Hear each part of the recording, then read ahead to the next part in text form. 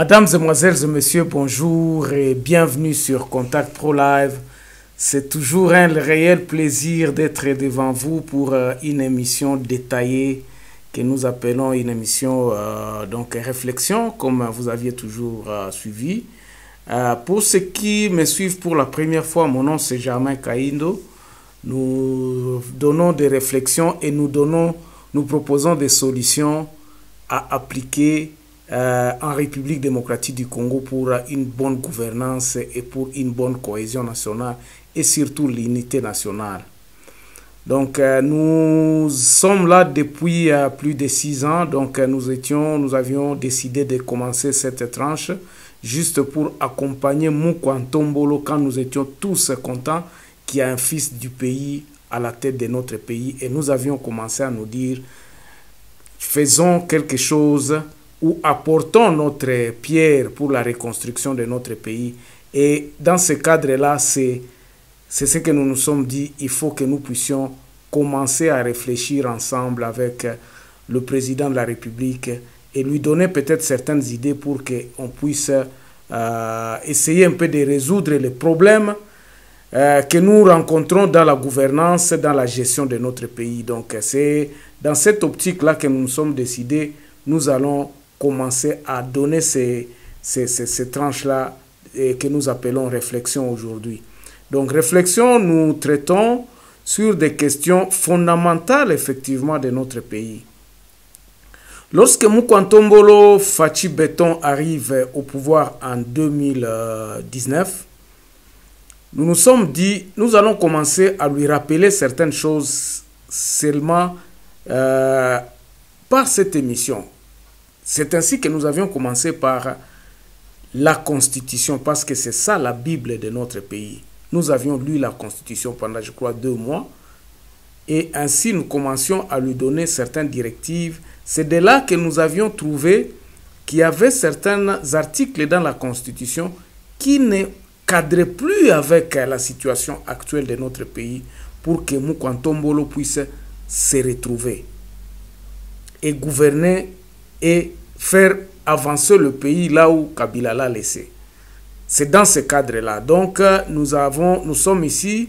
Si vous n'êtes pas encore abonné, je vous prierai de vous abonner parce que nous faisons des réflexions qui vont dans le sens de trouver ou bien de proposer des solutions en fonction du temps actuel. Même si nous pouvons aller dans le passé, mais comment est-ce que nous allons tacler ce problème-là fondamental? Au courant de cette émission d'aujourd'hui, nous allons commencer à évoquer les problèmes fondamentaux que ce problème-là que la République démocratique du Congo fait face. Donc la République démocratique du Congo, où ses dirigeants ont face à eux les grands problèmes fondamentaux qui n'ont jamais trouvé de solution depuis l'indépendance. Et nous osons croire que c'est ça qui est à la base même de toutes les guerres, de toutes les dislocations, la désunion, la mégestion de ce pays ici. Alors nous allons nous attaquer sur ces problèmes fondamentaux-là.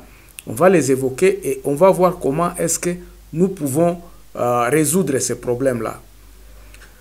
Comment vous savez, ceux qui me suivent depuis longtemps, dans cette émission de réflexion, nous nous attelons aussi à vous donner les grands titres à la une des journaux qui paraissent ce matin sur Internet. Aujourd'hui, nous sommes le 21 juillet 2025. Donc, nous allons vous donner les grands titres. Nous avions choisi 5 journaux que nous pensons que ces 5 journaux nous donnent effectivement une certaine actualité qui est vérifiable. C'est pour cela que nous nous vertuons à vous donner ces grands titres. Si vous êtes intéressé, vous pouvez aller les lire dans les détails. Donc, suivons les grands titres pour voir aussi la tempo de l'actualité de notre pays. Voici les grands titres à la une des journaux qui paraissent ce matin sur Internet. Nous commençons par élection-net.com.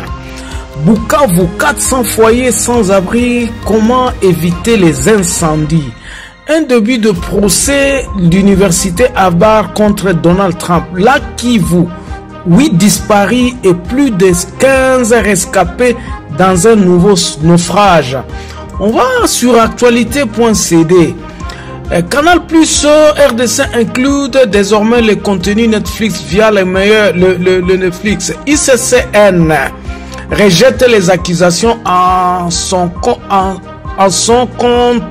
encontre et explique le bien fondé de chaque décision pour une meilleure conservation de la biodiversité. Antonio Guterres appelle à une mise en œuvre rapide des engagements pris entre la RDC et l'AFC M23. Enfin, déclaration de Doha, le gouvernement réitère son engagement à partir à un règlement pacifique du conflit et insiste sur la restauration de l'autorité de l'État.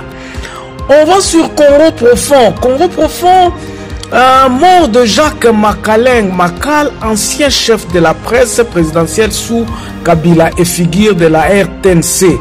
La lucha dénonce les arrestations arbitraires et les actes de torture infligés à ses militants à Kolwezi. Voici les 10 erreurs de gouvernance Siminwa et comment y remédier. Tribune Amédée Mouarabou, journaliste et analyste. On va sur 7 sur 7, Loubero, 7 personnes portées disparues après une embuscade de ADF à Bapéré. Et puis, déclaration de principe RDC M23, le gouvernement salue la médiation qatari Qatari pour une paix durable en RDC. Enfin, centenaire de Lumumba, Judith Simonia réaffirme l'engagement du gouvernement à matérialiser le projet Lumumba Ville. On va terminer par Radio Okapi.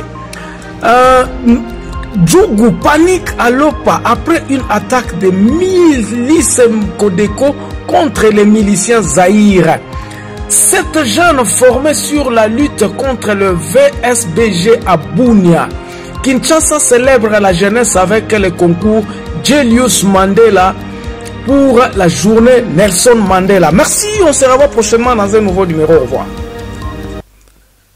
Voilà, mesdames, mesdemoiselles et messieurs, l'actualité est prédominée sur ce mémorandum. Je crois ce papier, ces deux papiers-là, qui ont été signés à Doha, un préaccord, quoi, comment je peux dire, on a appelé ça des déclarations d'entendement, c'est-à-dire que ce sont des déclarations qui se disent non, ils sont d'accord, qui vont parler, et donc toutes les actualités, beaucoup de gens sur Internet, vous aviez vu comment ça a créé un tollé terrible où tout le monde va dans tous les sens, et l'actualité aujourd'hui tourne tout autour de ça. Mais nous allons toujours au-delà de l'actualité. C'est comme ça que nous nous sommes dit, nous réfléchissons. Et j'aimerais vraiment ceux qui sont là aujourd'hui, qui veulent me suivre dans les réflexions profondes de notre pays, abonnez-vous à ces chaînes. Je suis souvent disponible si vous m'appelez. Mes numéros sont ici. Si vous m'appelez, nous pouvons discuter. Et comment est-ce que nous pouvons continuer la réflexion même après les caméras. Je fais aussi parfois des émissions live que j'ai arrêtées pendant un certain moment. Surtout au début de cette année, j'ai arrêté un peu avec ces émissions live parce qu'il y avait des problèmes dans le studio et tout ça. Mais je crois que nous sommes présents sur TikTok. Ceux qui veulent me rejoindre sur TikTok, c'est toujours Germain Kaindo. Et sur Facebook aussi. Et puis sur Instagram et sur Twitter. Germain Kaindo partout. Donc si vous me cherchez, vous n'allez pas avoir difficulté à me trouver. Souvent, nous faisons aussi des spaces. Justement, quand nous avons un sujet très intéressant, nous lançons un space. C'est un espace de discussion sur Twitter où nous discutons. Ou parfois, si vous voulez aussi me suivre, j'interviens beaucoup aussi dans l'espace. Alors, aujourd'hui, nous allons parler de ces problèmes fondamentaux qui gangrènent notre pays et que nos dirigeants n'ont jamais pu trouver des solutions à ces problèmes-là. Quels sont ces problèmes-là? D'abord, on va commencer d'abord par l'indépendance. Lorsque le pays obtient l'indépendance, qu'est-ce qu'il y a eu? Nos colonisateurs, avant que nous ayons l'indépendance, lorsque la vague de cette indépendance venait, ils ont commencé à nous conseiller en nous disant, bon, vous allez reprendre le pays, mais vous n'avez pas de parti politique, il faudrait vous définir le courant politique. C'est par là que tout a commencé.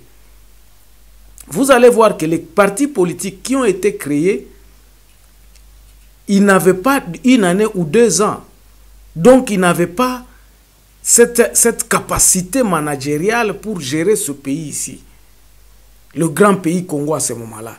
Et donc, les tribus et les partis politiques avaient pratiquement les connotations tribales. Vous allez voir, c'est par là que nous avons loupé l'opportunité de nous focaliser sur un élément qui est très important aujourd'hui. C'est cet élément-là d'État, l'État congolais.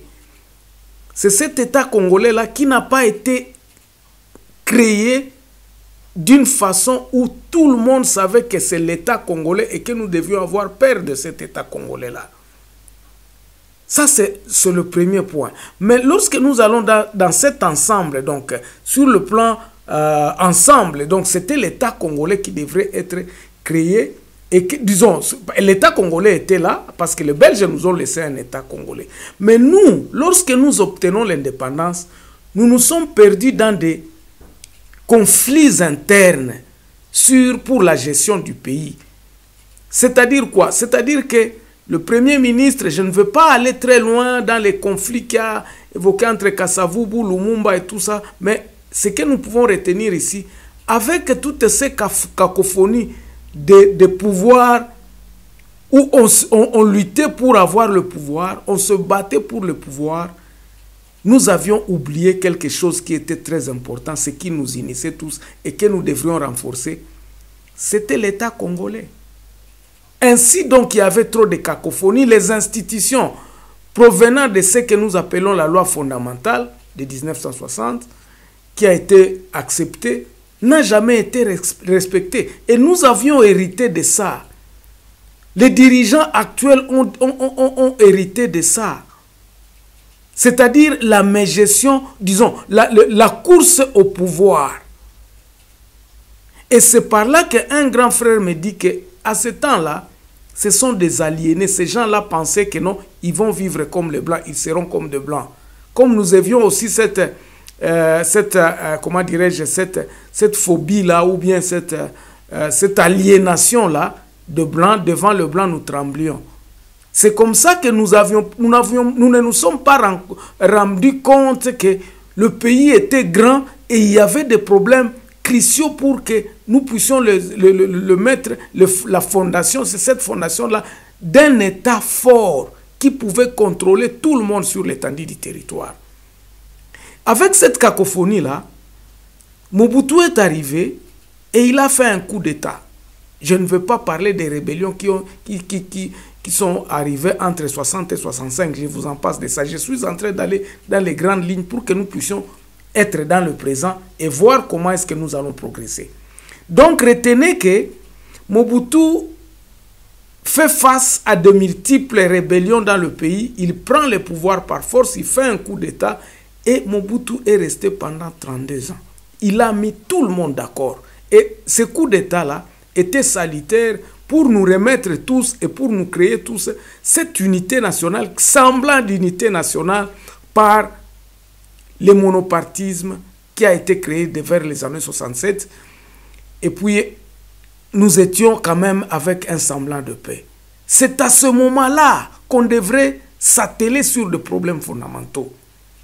Alors, parmi ces problèmes fondamentaux, il y avait un problème identitaire. Ce problème-là va venir en 1977, juste après même 10 ans du règne de Mobutu, où le problème de l'identité congolaise commençait à poser problème. Pourquoi? Parce qu'il y avait une tribu qui est les tribus de Tutsi, qui était aussi là à l'indépendance, qui commençait à avoir des problèmes. Et au Parlement, en 77-78, ils ont commencé des discussions. Et ce par là, ceux qui suivent l'actualité, les historiens connaissent. Et là, nous pouvons évoquer un nom, qui est celui de Nyamwisi Muvingi. Enoch. Celui-là se battait justement pour l'identification. Il a même fait sa mémoire de fin d'études à Lubumbashi où il a parlé de cette histoire de l'identité congolaise et les problèmes de Banyarwanda. Parce que c'était ça crucial. Mais c'était un problème général. Mais encore une fois de plus, nous allons rater cette opportunité de nous atteler sur ce problème-là, parce qu'on avait même lancé, en 77, je crois, une opération d'identification de la Congo, des Congolais. Pourquoi ce problème-là d'identification est crucial depuis 60? On n'avait pas fait attention. On a parlé d'une loi, dans la loi fondamentale, où on disait tout celui qui habitait sur l'article 10, hein, là je parle de l'article 11 de la loi fondamentale, qui est repris textuellement dans l'article 10 de cette constitution de Sun City. Ça veut dire quoi? Ça veut dire que tout Congolais, tout homme appartenant à une ethnie, une ethnie ou bien une tribu, ayant cette terre en République démocratique du Congo, devrait être un Congolais d'origine. Et les autres, il y avait l'acquisition de la nationalité, tout ça. Voilà le problème fondamental, le premier point du problème fondamental que nous avions connu, qui n'a jamais trouvé de solution. Et dans la réalité de ce problème-là, ça fait que le Congolais n'a pas de carte d'identité. Nous n'avons pas un fichier normal où on peut retrouver les noms de tous les Congolais. D'autres pays en ont. C'est ça qui nous a échappé. Donc nous n'avons pas pu traiter ce problème-là de nationalité congolaise. C'est-à-dire que les lois sont là. Les lois ont été évoquées. Mais ça n'a pas été matérialisé. C'est ça. La matérialisation de ces lois-là donc devrait avoir une certaine administration en République démocratique du Congo qui surveillait effectivement la croissance démographique et de la population congolaise. Nous avions négligé ce côté-là depuis donc 60. Et donc, Mobutu part, il laisse le problème en entier. Et là, nous avions des cartes vertes qui ont été tripotées, tout ça. Nous connaissons qu'il y avait, on a essayé, mais on n'a pas fait attention et on a oublié que c'était vraiment crucial et c'était très important pour le bien-être de toute la population et pour que l'État puisse contrôler effectivement. C'est ça qui devrait avoir une autorité, donner l'autorité de l'État. L'État, c'est-à-dire qu'il connaît chaque enfant. Il peut vous interdire qu'aujourd'hui, vous ne ferez plus ça. Demain, et ça pouvait donner une occasion afin d'appliquer toutes les lois qui se trouvent dans la Constitution par une bonne administration saine. Donc, nous avons un problème, l'identité congolaise, ça c'est un problème crucial. Et donc, plus tard, je vais vous expliquer comment est-ce que ça s'est répercuté et commencé à trouver des guerres à répétition en République démocratique du Congo. Deuxième point, c'est le fonctionnement de l'administration sous la forme qu'a été celui de l'unitarisme. Rappelez-vous, les institutions sont des institutions d'un État unitaire que nous avons aujourd'hui. Ces institutions sont dans un État unitaire. Nous avions parfois des gouvernements de 36 comment on appelle ça, 36 ministères, parfois c'est 58 ministères. On a nagé tout ça dans un État unitaire. Et qu'est-ce qui est arrivé comme backfire? C'est-à-dire que maintenant, nous avons un État unitaire où le peuple est divisé, où l'administration ne fonctionne pas, où on ne respecte pas les règles. Les règles, c'est-à-dire quoi? On ne respecte que le propos de Mobutu, déjà là-bas. La parole du chef, et Mobutu a commencé à le dire que c'est moi le chef, Tata Bomoko et tout ça, vous connaissez. On respectait beaucoup plus l'homme que les institutions. Ainsi, Mobutu pouvait dire aujourd'hui que vous êtes des Congolais et vous l'êtes. C'est ainsi, lorsqu'il se rend compte qu'il s'était trompé, il a abrogé encore cette loi-là, donnant la nationalité à un groupe d'individus sans savoir y compter. Aujourd'hui, si nous connaissions le nombre de Congolais à ce moment-là, nous pouvions savoir combien de Banyamulenge étaient sur notre sol ou combien de peuples d'expression rwandaise qui étaient sur notre territoire. Voilà d'où vient le problème. C'est par là que vient le problème, mes frères.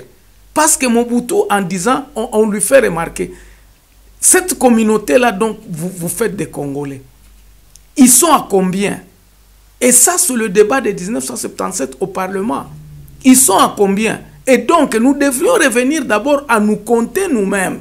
Voilà le problème identitaire que nous avons encore ça aujourd'hui, qui a découlé par stigmatiser, et les gens ont en profité pour faire des propagandes, pour se faire des noms à cause de ce problème existant. Aujourd'hui, j'ouvre une parenthèse, ici en Afrique du Sud aussi, lorsque on veut faire passer, ou bien vous voulez attirer l'attention de beaucoup de gens, vous évoquez le problème des étrangers en disant que ce sont les étrangers qui sont des mafiataires, les vendeurs de drogue et tout ça, et vous faites une campagne, vous obtenez une certaine popularité. Ici en Afrique du Sud, nous vivons ce problème-là aujourd'hui. Et donc, en République démocratique du Congo aussi, ça constituait un problème que nous n'avons jamais trouvé de solution. Le problème, ce n'est pas dire que non, vous êtes des Congolais ou vous ne l'êtes pas des Congolais. Nous avons un problème d'État qui ne fonctionne pas. C'est l'État qui doit définir qui est qui et qui ne l'est pas. Mais si nous commençons à aller dans le sens où nous-mêmes, nous prenons les choses dans nos propres mains, c'est par là que vient un problème. Vous allez dire que vous autres, vous n'êtes pas des Congolais. Moi, je suis Congolais de père et de mère. Suivant quelle loi? Est-ce que l'État vous reconnaisse? La conséquence a été vue maintenant que les gens qui venaient, vous pouvez trouver un Chinois avec des cartes d'électeurs. Donc la désorganisation totale. Voilà les causes profondes que nous avons sur table, que nous devons avoir dans nos têtes, que nous devrions régler ce problème-là. Donc le problème identitaire. L'identité congolaise a été négligée. Ça, ce sont les deux points congolais. Donc ce point-là, l'identité, est dans le point de l'État. Il est inscrit sous, je crois, disons, pour mieux comprendre ça, nous avons d'abord le problème de l'État, et en dessous de ça, pour que nous ayons l'État, prenons, c'est la population. La gestion de cette population n'a pas été correcte. La gestion a été négligée de la gestion de la population. Elle a été vraiment mise à côté. Donc ça, ce sont les deux grands points. L'État, l'identité congolaise. Maintenant, quand nous allons maintenant, si nous pouvons parler maintenant de l'État, est-ce que les institutions existaient? Oui. Les institutions existaient depuis 60. Mobutu a revivé certaines institutions. C'est pour cela que nous étions dans un État unitaire, mais qui ne marche pas. Pourquoi? Parce que l'administration était négligée et jusqu'à être effondrée totalement. C'est comme ça que vous verrez par exemple des mutations des avocats ou bien des médecins dans l'intérieur du pays. Ils ne voulaient pas partir là-bas. Pendant que le pays était encore bien, nous étions, mon père fut un médecin inspecteur, nous avions circulé peut-être dans les... À ce moment-là, il y avait 11 provinces, nous avions circulé pendant, je crois, dans les 7, 6, 8 provinces. C'est ainsi que nous avions eu l'opportunité, nous, en grandissant, de parler presque toutes les 4 langues. Malheureusement, je ne reste plus, en grandissant, je ne reste plus qu'avec le Lingala et le Swahili. Les Chiluba, vraiment, je peux entendre.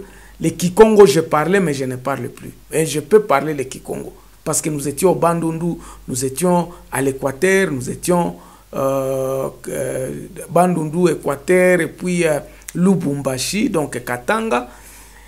Et donc, mes études, vous allez le remarquer que non, en tout cas, je le fais presque 2 ans ici, 3 ans là-bas. Voilà, ça c'est un sujet pour un autre jour.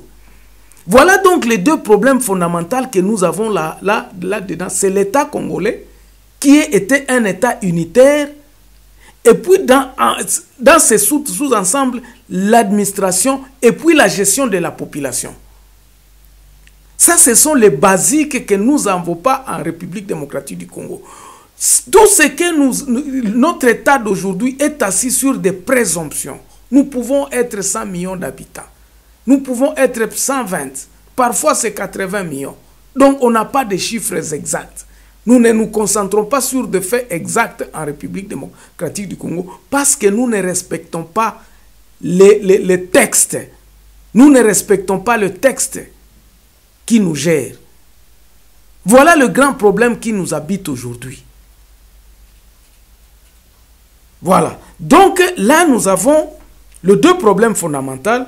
Et puis, donc, les conséquences ont été vraiment très catastrophiques à cause de la mégestion. Pourquoi? C'est dans cette gestion unitaire qu'a découlé la notion du tribalisme que beaucoup de gens ne comprennent pas. Le tribalisme, Mobutu l'a bien défini. Moi, vous ne pouvez pas me traiter de tribaliste. Pourquoi vous allez me traiter du tribalisme? Le tribalisme, c'est un mode, c'est un vice. C'est un vice dans l'unitarisme. C'est ce qu'il faut comprendre. Quand nous sommes dans la gestion unitariste d'un pays, le tribalisme devient quelque chose de factuel. Pourquoi? Parce que nous n'avons pas une cohésion nationale, nous n'avons pas cette unité nationale, la méritocratie n'est pas respectée et les gens maintenant, pour se protéger, ils s'entourent avec les gens de ce même tribu, de leur tribu. Ils s'entourent. S'il est nommé ministre, vous allez voir que même les chefs, à partir même du huissier jusqu'à le chef du cabinet, tout le monde qui travaille dans ce ministère-là, les gens avaient tendance de recruter les personnes de leur tribu. C'est ce que veut dire le tribalisme. Et là, donc, il y avait discrimination maintenant qui commençait à naître. Et Laurent Désiré Kabila, après Mobutu, va trouver ce problème-là sur la table. Malheureusement, il n'avait pas pu résoudre ça aussi. Pourquoi? Parce qu'il n'avait pas beaucoup d'État, il n'avait pas toutes les manettes de la République. Il y avait toujours ce problème-là de chercher à maîtriser la République pour implémenter ses idéaux. Il n'a pas duré, il n'a pas pu avoir, il a été assassiné et remplacé par son fils, un jeune de 29 ans. Il retrouvera le même problème. Où il y avait quelque part, d'autres communautés commençaient à se dire, non, nous sommes marginalisés. Les problèmes fondamentaux ont continué. Les problèmes fondamentaux ont continué. C'est-à-dire que nous n'avons pas une bonne administration, il y a le tribalisme qui gangrène le pays, il y a tous ces petits problèmes. Mais nous allons les résoudre comment et quand? Kabila, Joseph fait 18 ans au pouvoir avec le même problème, cherchant peut-être à maîtriser. Et maintenant, nous, Congolais, avons comme l'impression que nous devons avoir encore un Mobutu à la tête de notre pays pour nous remettre tous ensemble sur le pied. Pour que nous puissions être ensemble, il fallait une dictature. Mais ça vient avec des problèmes. Le monde a évolué, nous sommes un pays démocratique. Ainsi, ce problème fondamental qui créera des problèmes tribaux et les combats entre les communautés qui se battaient pour des terres et toutes ces histoires-là. Pourquoi? Parce que le problème de l'État n'avait pas été résolu. Le problème de l'État n'a pas été résolu. L'État reste dormante. Quand on vous nomme comme gouverneur, vous devenez le président, vous devenez le tout-puissant et vous allez prendre vos frères et vos sœurs et tout ça. Voilà le problème fondamental qui n'a pas trouvé de solution. Et jusqu'aujourd'hui, vous allez voir les Congolais qui ne tirent toujours pas de leçons des méfaits de la non-gestion de ce problème-là, de la gestion de la population. Les Congolais passent en disant, bon, ça, c'est pas grave, tout ça. La conséquence, nous avons des élections chaotiques. Les Congolais n'ont pas de carte d'identité. On crée des histoires, des raccourcis. On va faire des passeports et tout ça. On crée des histoires qui ne se basent pas sur une base solide, c'est-à-dire un fichier identitaire de tous les Congolais. C'est par là qu'on pourra puiser quelqu'un. Si quelqu'un a besoin d'un passeport, on ne devrait pas être déclaratif. On devrait vérifier si effectivement il appartient dans la liste des Congolais pour lui octroyer un passeport ou bien une carte d'identité. Donc, vers les années 65, lorsque nous avions des cartes d'identité, vers là, on les trichait, il n'y avait pas un database central. C'est pour cela Quelque part, moi j'ai sursauté, j'étais très content lorsque Mukwantombolo dit que non, il y a un centre de informatique qu'il fallait créer à Kinshasa, un database center. C'est-à-dire que tout devrait être, même les banques devraient être connectées là-bas. Il y a d'autres pays qui l'ont fait déjà depuis les années 80, depuis les années 70. Mais nous étions en retard. Voilà le problème fondamental auquel nous nous butons et que moi je me dis, il est grand temps que nous pensions à résoudre ce problème-là le plus tôt possible pour que nous puissions maintenant nous mettre d'accord. Mais comment nous allons y arriver? Comment nous allons y arriver? C'est ça le problème, c'est ça la question. Et c'est le bienfait que si vous êtes arrivé jusqu'ici, si vous n'êtes pas encore abonné, mes frères, abonnez-vous sur cette chaîne. Parce que c'est ici où nous trouverons, où nous parlerons des questions fondamentales qui devront être discutées dans les négociations avec les deux forces. Et je vous parlerai pourquoi est-ce que les deux forces aujourd'hui est bénéfique pour le décollage de notre pays. Nous ne devrons plus avoir quelqu'un, un homme providentiel qui se dira que c'est moi le tout-puissant. Cette histoire-là n'existe pas. Et ça constituera aussi le bien pour que nous puissions nous surveiller les uns les autres en disant, c'est ça la loi. Rappelez-vous que nous ne voulons plus rentrer dans les histoires de guerre à cause de non-respect de nos lois. Nous allons nous contrôler, nous allons nous vigiler, nous allons être là, tout le monde disant, nous protégeons le pays. C'est ça le bienfait d'avoir deux forces qui se battent pour un pays, pour une même cause. Et c'est ça l'importance, c'est ça qui m'enchante aujourd'hui. Les gens me disent que non, vous êtes pour la guerre, pour les M23 ou quoi que ce soit. Non, mes frères amis, vous allez voir que si nous ne pouvons pas être monolithiques, c'est ça la conséquence d'un pays unitaire. Unitaire, ça veut dire que nous tous, nous regardons, nos regards se trouvent vers Kinshasa. Et si Kinshasa n'est pas suffisamment outillé pour diriger le pays, nous crambolons. Il va nous induire dans des erreurs terribles. C'est ainsi que les autres se disent que non, bon, ok, qu'est-ce qu'il faut faire? Beaucoup de gens me posent comme question. Germain, maintenant, toi, tu penses quelle est la solution qui peut être appliquée aujourd'hui? Nous n'aurons de solution que si et seulement si nous nous mettons ensemble pour décider tous ensemble de la solution à appliquer.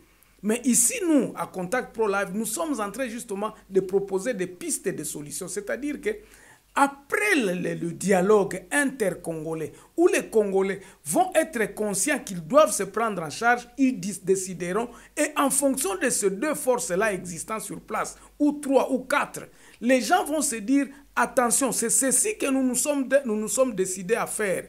Et lorsque vous êtes en train d'aller dans cette mauvaise direction, qui ne cadre pas à ce que nous nous sommes décidés, nous allons vous arrêter. C'est ainsi qu'aujourd'hui, il est difficile, dans un État unitaire, d'avoir une force contre-essive pour arrêter un pouvoir qui est en déroute. Parce qu'il contrôle tout. Il contrôle l'armée, il contrôle la justice, il contrôle... Voilà le méfait d'une... C'est par là que découle même la dictature. Donc, il faut que nous puissions réfléchir en nous disant, plus jamais cette histoire ne reviendra dans notre pays. C'est-à-dire, quelqu'un là, une autorité, et ce terme-là, d'ailleurs, découle de ces histoires-là, on les appelle des autorités. Ceux qui possèdent le monopole, le pouvoir, ce sont des autorités. Voilà les termes qui ont fait à ce que nous puissions nous perdre.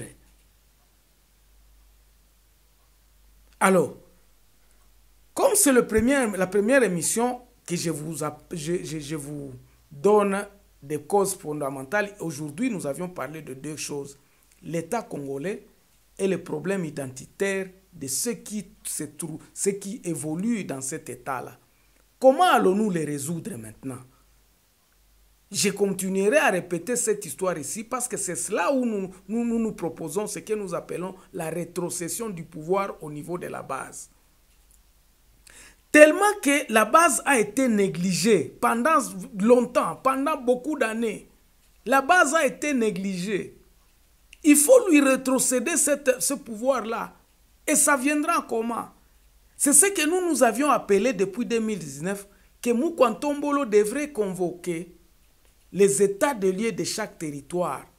Nous avions demandé au président de la République, pardon Fachi, Tobandela Zéro. La vidéo existe, si vous allez dans mes vidéos ici, vous allez le voir. Ou tapez tout simplement sur Internet, pardon Fachi, Tobandela Zéro. Nous expliquions qu'il fallait appeler les états de lieu de chaque territoire, où les territoires vont faire un rétrospective de la gestion de leur territoire pendant les 50 ans, 60 ans.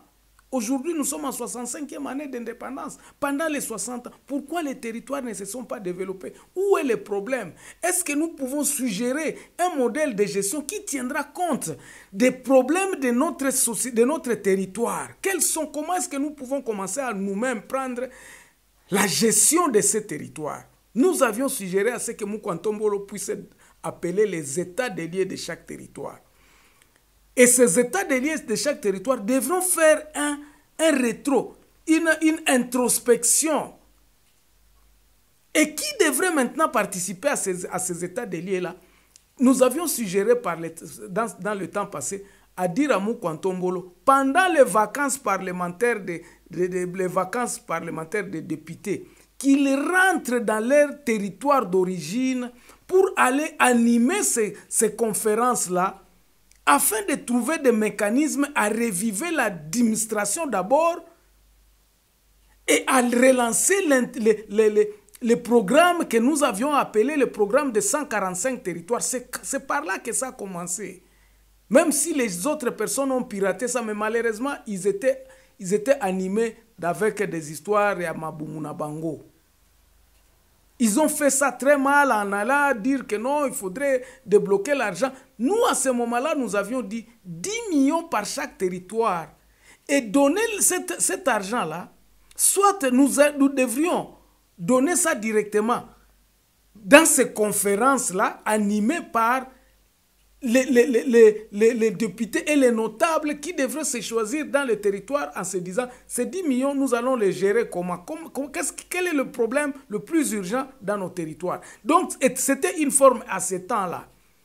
Et nous avions dit, le programme de 145 territoires, d'une autre manière, consistait plutôt peut-être à reviver la caisse de péréquation qui existe aujourd'hui, mais qui n'a jamais été alimentée par l'État. L'État ne voit pas ça.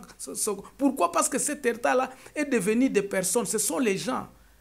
L'État n'existe pas comme une institution qui nous gère tous. L'État est devenu comme Tshisekedi Yendaza l'État. Le président de la République est devenu tout. S'il ne décide pas, rien ne peut se faire. Nous n'avons pas mis de mécanismes qui peuvent travailler sans l'intervention humaine. Ça n'a pas tenu. Or, c'est cela que nous devons faire. L'État devra être comme un robot que nous avions créé et que ce robot-là est en train de nous gérer tous. Et que personne ne pouvait être au-dessus de ce robot-là. Je donne une image. Une image d'un État moderne. Un État moderne, c'est comme un robot. Lorsqu'on lui a dit ici, ce monsieur ne peut pas, dès qu'il est en prison, ne peut pas accéder à ceci. Vous pouvez tout faire, mais exact.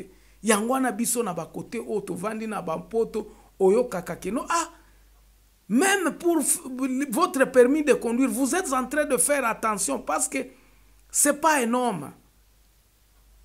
Le feu rouge, lorsque vous le brûlez, ça a des conséquences. Donc, vous avez peur de l'État, mais chez nous, ce n'est pas le cas. Pourquoi? Parce que ce robot-là, comme État, n'a jamais été créé. Bandeko, namoni que c'est très intéressant. Nakosuka walelo.